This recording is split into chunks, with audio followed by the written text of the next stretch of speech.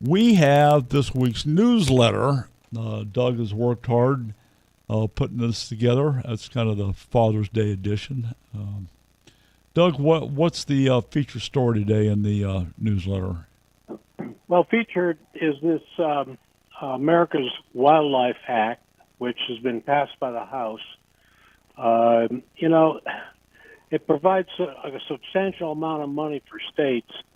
The big thing on everyone's mind about this kind of thing is what kind of spending will be done.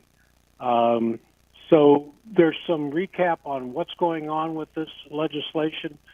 It includes funding for regional innovation hubs and apprenticeship programs to address additional global competitiveness and supply chain challenges in the legislation, which I'm not sure has anything to do with the particular focus of this act. But at any rate, some of the other things here, renewing the recently expired tax credit for research and development expenses, and cracking down on unfair shipping practices. So, how important is this when it comes to actually our wildlife? You got to wonder. There's a lot of money not going that direction, but hey. Well, as we've seen it before, a lot of these bills have a lot of pork built into them. This is a supposedly landmark legislation with $1.39 billion for states, territories, and tribes to support proactive habitat restoration of species. Right. If that's the case, I'm totally good with it. But my question is, you've got two or three Democrats sticking their fingers in things, and Roy Blunt out of Missouri, Debbie Dingell, Mississippi, and Martin Heinrich, a Democrat out of New Mexico. I just wonder how much pork fat is in this, because there I kind of gave you is a drift, okay, of a second commentary actually that I picked up on, that where a lot of this money is going. So much for wildlife. I saw a blurb on, hey, happy Father's Day. Here's some great things that Dad might want, good ideas. Let's talk about what's going on around the country. It's not, Doug, it's not good. The world's on fire. Yeah, Don, it is. I don't see anything about Biden falling off his bicycle. Come on, Doug. Because I didn't see that. How could you miss that? I don't know. I have no idea. We need to have a bake sale here at Don McDowell Outdoors and raise some money to buy some training wheels for Biden's bicycle, I'm thinking. Or a sidecar to put the medic in. Well, that's a good idea. Oh, my gosh. Oh. Around the country, we got a record smallmouth that was caught in New York. Weighed 8 pounds of 5.8 ounces. Wow. I mean, that is a big smallmouth. I've had 6-pounders on my line. A monster. Gee, that is a monster. The paddlefish snagging permits are now being accepted in Nebraska. We had in Texas, we were talking about hog attacks earlier, where a lady by the name of Robin Lancaster was walking her dog and got attacked. Dog survived, of course, but as we know, these are not fun animals to be around. You got to be careful of those animals. There's a Florida Python challenge that's going on. I want to go.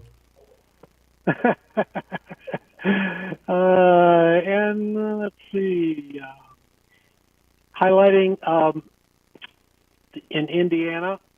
Indiana's now fishing game is stocking brown trout in 2 northeast Indiana bodies of water. Nice. So there you go. In the newsletter as well, we had the the video clip that you provided me for Jason White's alligator gar. Incredible mount. As I understand, it took about 3 days or so to put this mount together. That's record time, Excellent too, job. by the way. Yeah, that's an excellent mount. Jeez. Have you ever heard of a Ned rig? Yes, sir. Okay. I hadn't, and I just put an article out there about that. There's a lot of, it's been around for a while, apparently. I didn't know it. Basically, a Ned rig is just, call it a jig with a short piece of worm on it. Not live, fake. Yeah. Every time I run into a lot of things that just catch my eye. If you remember correctly, back in the early days, there was a product called the Lindy rig, the Lindy jig. And we all know who did brought about that product line itself. I can't even remember his name off the top of my head. Gosh. Are you talking about Al Linder? Al Linder, yes. Gosh, I signed up for all his magazines. I got all his subscriptions. Oh, and sure. I just love reading, as a lot of people did. Real little clip on how to fly fish. Nice video, by the way, on the, how to approach a fly rod, how to cast it, how to hold your hands, all that kind of stuff. Another thing I thought you might have a comment on is the title of this is The 4 Most Endangered Whitetail Destinations in America. Now, this is where the kind of the heaviest concentrations are for these, but it also is where the heaviest concentration of hunters occur as well. It was kind of interesting. There is a link to this. That link will tell you where those places are. I don't want to even go into it right now. Okay. We, under the header of Second Amendment, there is a House rule that's going out, 7910, that provides an increase, all right, age limit on the purchase of certain firearms, preventing gun trafficking, et cetera, et cetera. The whole idea of killing weapons in our hands. Yeah. The point of this comment or this article is that the left is not stopping. They are making every attempt to take those guns out of your hands. No matter how small of a bite every time, ultimate goal is to get rid of the Second Amendment. I just want the listeners to know this is where this is going. Wake up. Don't be afraid. So that's that. Well, Lastly, this gun grab thing, there was a bill passed that in the House. It needs to go to the Senate. It's going to ping pong back and forth, and hopefully it'll go away in the Senate, as a lot of things do that the Dems. I'm going to use the word conjure up without any science, without any justification. Just on a whim because of their own demagoguery. So recently we've heard, because of the shootings, and I get it, I'm not unsympathetic to the loss of life or the tragedy by any means, but grabbing guns doesn't solve the problem. The school shooting, as it turns out in Texas, kind of boils down to another failure in law enforcement in protecting the school. They didn't do anything right. Same thing happened in Florida. Oh, yeah, we had this shooter on the radar. Okay, well, if you had him on the radar, why didn't you put him in the crosshairs and pull the trigger? Every time there is an excuse of why this took place, and rarely does it come down to a bad gun, a bad weapon. It's a bad person, and it's usually bad law enforcement. Look, We've got so many laws on the books. If they would, it's like immigration. If they would just enforce the laws that are on the books, a lot of these problems would go away. You want to protect the schools? Then protect the schools. You have to do that. I mean, there's tons of ways to do that. And I don't want to get into that right now, but I mean, the money that they're spending on trying to grab guns, if they took half that money and redirected toward the schools, they could put armed guards in all these schools and teach them how to do things. We have retired military that would be pleased at the opportunity to protect the kids. Are we doing it? No. Why? Democrat. So they don't want to focus on the solution, Don. They want to focus on the gun. they want the power. They want the power. That's right. That's right. I would suggest to you, like I said, the world's on fire. It's burning. And you look at Ukraine, and after what they experienced in, 2012, 2014, to not have any weapons in that country is absolutely mind-boggling. Had they a Second Amendment, we wouldn't have a discussion on Russian soldiers in that country. It wouldn't. Right. You try to invade the U.S., oh, baby. Oh, yeah. Yep. Oh, yeah. Fast boats and 30-30s. Bring it on. Okay, lastly, and this is just another one of these caught my attention type of thing. It says how to avoid great white sharks and what to do if you encounter one. Well, what caught my eye is how to deter a white shark is make sure you maintain eye contact. Well, hold it a second. I mean, you'd have to be underwater to maintain eye contact. Thank you. So, you're out there surfing with a board, and you see a shark. So the first thing you want to do is jump in the water and maintain eye contact.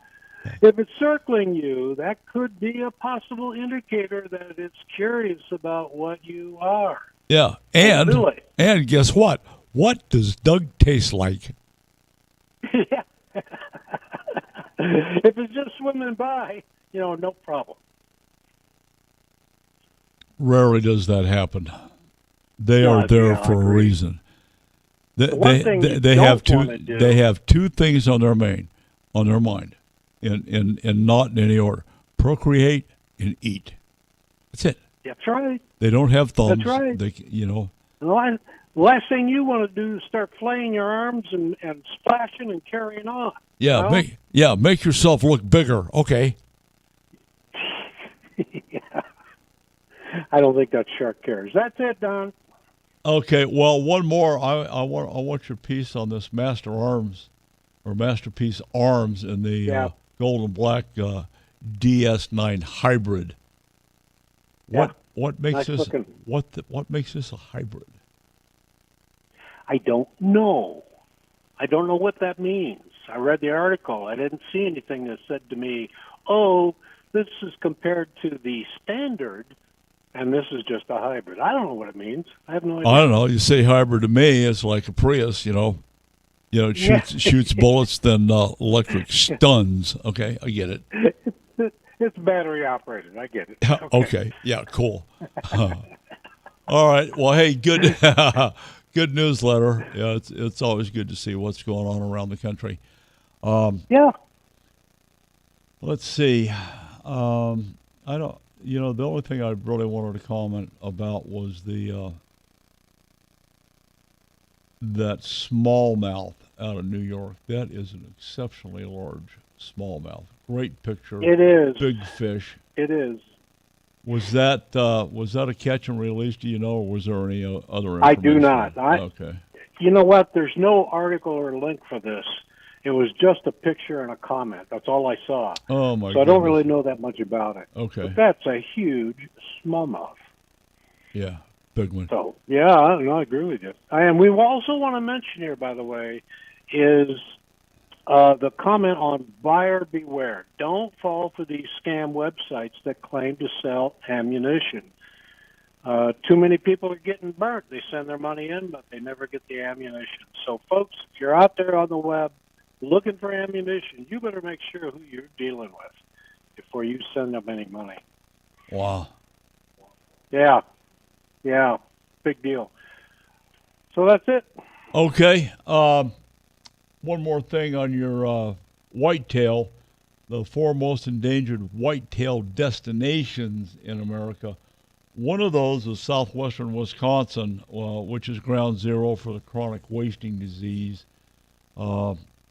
And that's 100% fatal, impacting the whitetails, and is spread to 29, let me repeat that, 29 states across the country. We're blessed. We don't have it here in Arizona. One of the other places is the northern Great Plains. They've lost over 50 million acres of grassland habitat in the last 10 years, and that's devastating to deer, whether it's mule deer, whitetail, antelope, whatever you have. One of the other places is in North Carolina, and the greatest threat there is mature forest management, lumbering, if you will. Habitats decreasing, certainly understandable. And lastly, little known fact, Texas' greatest threat is the captive deer industry. A lot of stuff going on in there, a lot of gene manipulation, and it makes it a perfect spot for more additional CWD. So, well, Texas also, Don, is the largest state in terms of captive deer facilities with over 858 locations. wow, I didn't know it was that many. Oh my goodness. Yeah, yeah. So there you go. Wow, who would have thunk it? Okay, hey, that's it for Doug and myself. Don McDowell Outdoors, huntingfishing.com. Sign up for Doug's hard work. Huntingfishing.com. Go to news, pull it down, and you can sign up for the newsletter. Check out the past archive newsletters, and you can see what's new on Roll Call. We do roll call every week, honoring fallen military and